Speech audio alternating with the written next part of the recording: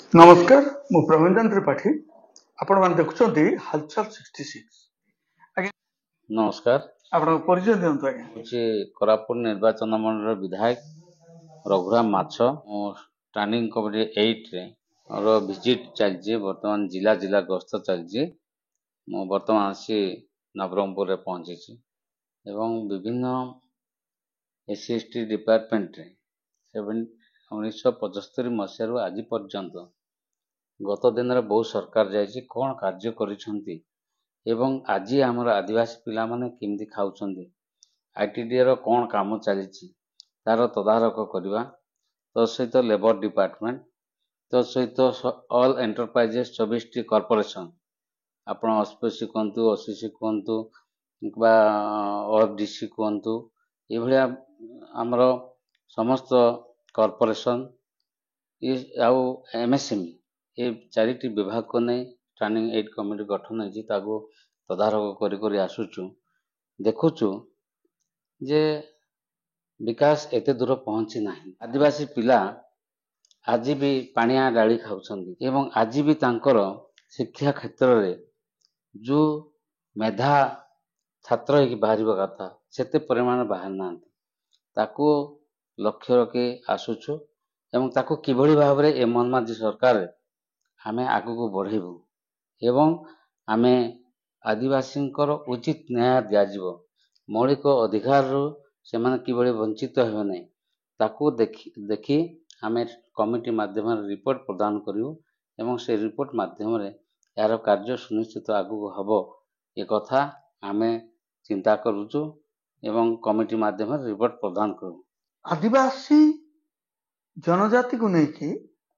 ये जो सुरक्षा ये जो व्यवस्था है आम से कथा को आम संपूर्ण रूपे आगु को आने चाहूँ किंतु आम किसी तथ्य पाइछु जो तथ्य को स्वीकार करने आमर मन भितर किछिटा द्वंद्व सृष्टि हो आगामी दिन में सुभद्रा योजना है मोहन चरण माझी विभिन्न योजना रे मोहन चरण माझी नूतन प्रयास अच्छे आज्ञा आमे किछि कांश रे देखिछु जतबेले आदिवासी अध्युषित अंचल रे तैयारी हेबा रास्ता घाट आको जतबेले नवीन पट्टनायक पोस्टर मरा हैथिला वर्तमान से पोस्टर हटे दे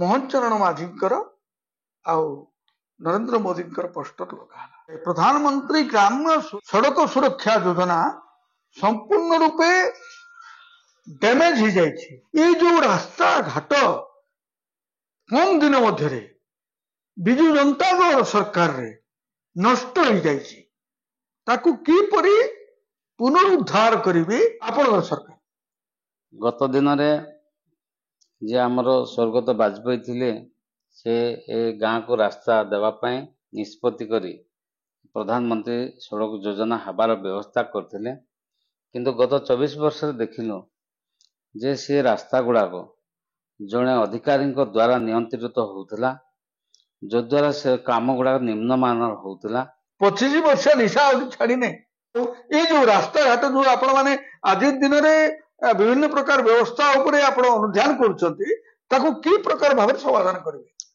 निश्चित भाव तार व्यवस्था को परिवर्तन करा जिवो एजेंसी आउ जो अधिकारी मान भीतर जो मधुचंद्रिका थिला ताको हटे दिया जिवो एवं क्वालिटी काम को प्राधान्य दिया जिवो जो द्वारा कि रास्तार मान बा जेकोसी सरकारी काम को आमे अधिक गुरुत्व देवा एवं से काम ठीक भाव रे हबो गत दिन रे खाली जनकर स्वप्न देखिले 24 वर्ष जनकर स्वप्न को पूर्ण करि पारि नाहंती वर्तमान आमे स्वप्न देखुना कि स्वप्न लोकों को देखाऊ ना लोकंकर हकीकत को लोकंकर दाबी को लोकों पाई जहा कामर आवश्यक अच्छी से कार्य करे मोहन चरण माझी आज ओडिशा मुख्यमंत्री से कथा को अनुध्यान करुछंती एवं ताको कार्य रे परिणत कर आज भी उपांत अंचल रे प्रधानमंत्री आवास योजना भितर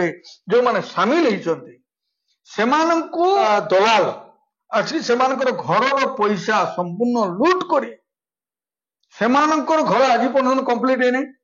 ଉପାନ୍ତ ଅଞ୍ଚଳର ଯୋଉ ରାସ୍ତା ହେବାର ଥିଲା ନାଇଁ ଯୋଉ ମାରଣ ନୀତି ହଉଥିଲା ସେଥିପାଇଁ ଲୋକ ପରିବର୍ତ୍ତନ କରିଛନ୍ତି ଏବଂ ଓଡ଼ିଶାରେ ଭାରତୀୟ ଜନତା ପାର୍ଟି ସରକାରକୁ ଆଣିଛନ୍ତି ଏବଂ ଡବଲ ଇଞ୍ଜିନ ସରକାର ବନେଇଛନ୍ତି ଏବଂ ଡବଲ ଇଞ୍ଜିନ ସରକାର ମାଧ୍ୟମରେ ଲୋକଙ୍କର କାର୍ଯ୍ୟ ବହୁତ ଦୂରକୁ ଯିବ ଏବଂ ସେମାନଙ୍କୁ ଉଚିତ ନ୍ୟାୟ ଦିଆଯିବ ଏବଂ କ୍ୱାଲିଟିକୁ ପ୍ରାଧାନ୍ୟ ଦିଆଯିବ। ଲୋକ ଆପଣ ଦେଖିବେ ଆସନ୍ତା ବର୍ଷେ 2 ବର୍ଷ ଭିତରେ ଲୋକ ଜାଣିବେ ଯେ ମୋହନ ମାଝୀଙ୍କ ସରକାର କିଭଳି ଭାବରେ କାମ କରୁଛି।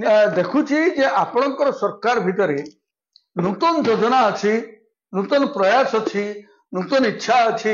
ମିଶନ ଶକ୍ତିର ମା ମାନେ ସେମାନଙ୍କର ସ୍କୁଟି ପଇସା ଦେଇ ପାରୁନାହାନ୍ତି, ସେମାନଙ୍କର କିସ୍ତି ପୂରଣ କରିପାରୁନାହାନ୍ତି, ସାମ୍ବାଦିକ ଭାଇ ମାନେ ବଞ୍ଚି ପାରୁନାହାନ୍ତି, ଛୋଟ ଛୋଟ କର୍ମଚାରୀ ମାନେ ସେମାନଙ୍କର ଜିଅଣା ହେଇପାରୁନାହିଁ। ଓଡ଼ିଶାବାସୀଙ୍କୁ କି ପ୍ରକାର ସହାୟତା ଦେବେ, ଓଡ଼ିଶାବାସୀଙ୍କୁ କି ପ୍ରକାର ସମ୍ମାନ ଦେବେ? ଏ ସରକାରକୁ ସମସ୍ତେ ବିଶ୍ୱାସ କରୁଛନ୍ତି, ସମସ୍ତେ ଆଶ୍ଚର୍ଯ୍ୟ ପାଉଛନ୍ତି। ସରକାରର ଯୋଜନା ଲୋକ ପାଉଛନ୍ତି। ଯୋଉ କଥା କହୁଛନ୍ତି ମିଶନ ଶକ୍ତିର ପ୍ରାୟ ସମସ୍ତ ମା ମାନେ ଆଜି ବର୍ଷକୁ ଗୋଟେ କିସ୍ତିକୁ 5,000, ବର୍ଷକୁ 10,000 କରି 5 ବର୍ଷରେ 50,000 ପାଇବାରେ ଯୋଗ୍ୟ ବିବେଚିତ ହୋଇଛନ୍ତି। ଆବାସ ଯୋଜନାରେ ମଧ୍ୟ ବହୁ ଲୋକ ପାଇବେ, କିନ୍ତୁ ଗତ ସରକାରରେ ଆଉ ଗରିବ ଲୋକ ନାହାନ୍ତି ବୋଲି 6 ଲକ୍ଷରୁ ଉର୍ଦ୍ଧ୍ୱ ଘର ଫେରାଇ ଦେଇଥିଲେ। ତେଣୁ ଏବେ ଅନୁଧ୍ୟାନ କରାଯାଉଛି, ସର୍ଭେ ଆରମ୍ଭ ହେଇଛି। ଆମେ ଗରିବ ଲୋକଙ୍କୁ ଚିହ୍ନଟ କରୁଛୁ, ଆବାସ ଯୋଜନା ପାଇବା ଯୋଗ୍ୟ ଲୋକମାନଙ୍କୁ ଚିହ୍ନଟ କରି ଆଗାମୀ ଦିନରେ କ୍ୱାଲିଟି କାମ ଦେବୁ ଏବଂ ସମସ୍ତେ ଆଶ୍ୱସ୍ତି ହେବେ ଏବଂ ସରକାର ଉପରେ ନିଶ୍ଚିତ ଭାବରେ ବିଶ୍ୱାସ ରଖିବେ। କଲା ପରେ ଆମକୁ ଜଣାପଡ଼ିବ ଭୁଲ କିଏ କରିছে ଆଉ ସେ କାହାର ଭୁଲ ଅଛି ତାଙ୍କୁ ନିଶ୍ଚିତ ଭାବରେ ଦୋଷୀକୁ ଦଣ୍ଡ ଦିଆଯିବ। ମୋହନ ମାଝୀ ଜଣେ ଭଲ ଚରିତ୍ରର ମଣିଷ, 4 ଥର ବିଧାୟକ ଏବଂ ସେ ଜଣେ ସରଳ ବ୍ୟକ୍ତି ଏବଂ ସାଧାରଣ ନାଗରିକ ଏବଂ ସରପଞ୍ଚ, ଶିକ୍ଷକ, ତାପରେ ସରପଞ୍ଚ, ତାପରେ MLA ହେଇଛନ୍ତି, ତାପରେ ମୁଖ୍ୟମନ୍ତ୍ରୀ ହେଇଛନ୍ତି।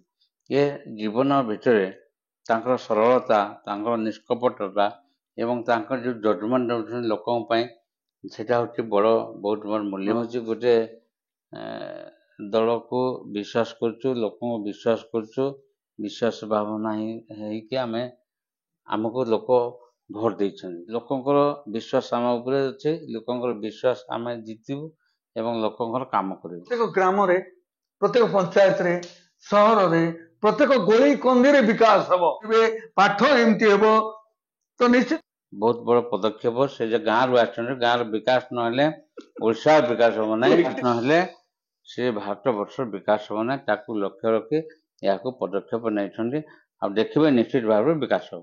ଯେଉଁମାନେ ଗରିବ ଲୋକମାନେ ଘର କରିପାରିନାହାନ୍ତି, ସେମାନଙ୍କର ଟଙ୍କା ସେମାନେ ହରିଲୁଟ୍ କରିଛନ୍ତି। ଯୋଉ ଗରିବ ପରିବାରର ଟଙ୍କା ଦଲାଲ ମାନେ ଲୁଟିଛନ୍ତି, ସେମାନଙ୍କୁ ଆପଣ କଣ ଦଣ୍ଡ ଦେବେ? ଗରିବଙ୍କର ଅର୍ଥ ଯିଏ ଖାଇଥିବ ସେ ଆଗକୁ ଯାଇପାରିବ ନାହିଁ। ଗରିବଙ୍କର ଅର୍ଥ ଖାଇବା ଲୋକ ଦଣ୍ଡ ପାଇସାରିଲେଣି। ଆଗକୁ ଆମେ ଗରିବ ଲୋକର ବିକାଶ କରିବା ପାଇଁ ଆମେ ମନସ୍ଥ କଲୁଣି ଏବଂ ଆମ ସରକାର ଏ ସମସ୍ତ କାର୍ଯ୍ୟକୁ ହାତକୁ ନେଇ ସମସ୍ତଙ୍କର ବିକାଶ କରିବ। ଧନ୍ୟବାଦ। ମୁଁ ପ୍ରଭଞ୍ଜନ ତ୍ରିପାଠୀ। ଆମେ ଆମର ପ୍ରିୟ ବିଧାୟକ ମାଛ ଭାଇ ସାଙ୍ଗରେ କଥା ହଉଥିଲୁ। ଆମର ପ୍ରିୟ ମାଛ ଭାଇ ଆମ ସାଙ୍ଗରେ ଅଛନ୍ତି ଆଉ ପ୍ରତି କ୍ଷଣରେ ଇଏ ମଣିଷ ଏମିତି ଯେ ସେ ଗରିବ ଲୋକମାନଙ୍କ ଉପରେ ନିଃସହାୟ, ଦୁଃଖୀ, ରଙ୍କି, ଦରିଦ୍ର ମାନଙ୍କର ପାଇଁ ସେ ଯୋଉ ଚେଷ୍ଟା କରିଛନ୍ତି। ମୋହନ ଚରଣ ମାଝୀ ଏବେ ହଟିବେ ନାହିଁ। 2036 ମସିହା ଓଡ଼ିଶାର 100 ବର୍ଷ ପୂର୍ତ୍ତି ଏବଂ ଭାରତ ସ୍ୱାଧୀନତା ହେବାର 100 ବର୍ଷ ପୂର୍ତ୍ତି 2047 ପର୍ଯ୍ୟନ୍ତ ଦେଖିବେ ଆମେ ବଞ୍ଚିଥିବା ଆଉ ଏହାକୁ ନିଶ୍ଚିତ ଭାବରେ ଦେଖିପାରିବା। 2047 ମସିହାରେ ଯେତେବେଳେ 100 ବର୍ଷ ପୂର୍ତ୍ତିର ପତାକା ଉତ୍ତୋଳନ କରିବ, ଆଜି ଯାହା ଆପଣ ଆଲୋଚନା କରୁଛନ୍ତି ଆଉ ଗରିବ ନଥିବ, ବିକାଶ ହିଁ ବିକାଶ ଥିବ, ସବୁ ଗାଁର ବିକାଶ ହେଇଥିବ। ଏହା ଦେଖି ଆମେମାନେ ସମସ୍ତେ ଆନନ୍ଦିତ ହେବା। ଭାରତ ମାତା କି ଜୟ। ଜୟ ଶ୍ରୀ ରାମ।